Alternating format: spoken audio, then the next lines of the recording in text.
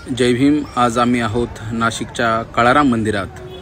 हेच ते काळाराम मंदिर जिथे भारतीय राज्यघटनेचे शिल्पकार महामानव डॉक्टर बाबासाहेब आंबेडकरांनी मानवी हक्कासाठी, मानवी स्वातंत्र्यासाठी आणि मानवी समतेसाठी पुकारलेला मानवी हक्कांचा लढा सलग 5 वर्ष या काळाराम मंदिराच्या प्रवेशद्वारावर हजारो स्त्री पुरुषांनी समतेच्या या लढ्यामध्ये सहभाग घेऊन सत्याग्रहाचा लढा उभारला। या सत्याग्रहाचे नेतृत्व केले कर्मवीर दादासाहेब गायकवाड यांनी। या लढ्याच्या माध्यमातून डॉक्टर बाबासाहेब आंबेडकर यांना सांगायचं होतं की सर्व मानव जाती समान आहे। आकाश आमची, धरणी आमची, विश्वच आमचे सारे, मानव प्राणी समान सारे सांगत असो। 9 मार्च 1930 रोजी डॉक्टर बाबासाहेब आंबेडकर आणि सुवर्णामध्ये एक करार झाला आणि 9 मार्च रोजी रामनवमीला जो काळाराम मंदिरातून रथ निघणार होता तो रथ आपण सामूहिकरित्या ओढूया असा समझोता झाला।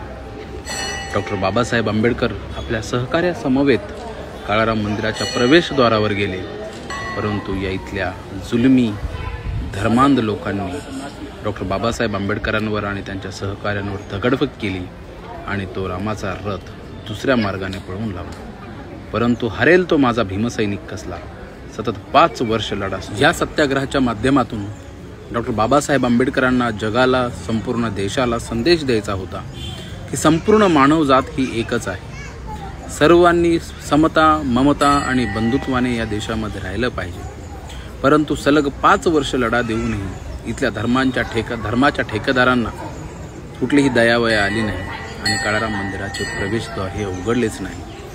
म्हणून वामनदादा कडक म्हणतात, गोदा तीरी लढला पण पडला ना भीमसैनिक माझा, उघडलाच नाही काळ्या रामाचा दरवाजा। अतिशय बिकट परिस्थितीमध्ये ज्या समाज बांधवांनी या काळाराम मंदिराच्या सत्याग्रहासाठी लढा दिला त्या सर्वांना माझा त्रिवार जय भीम, नमो बुद्धाय।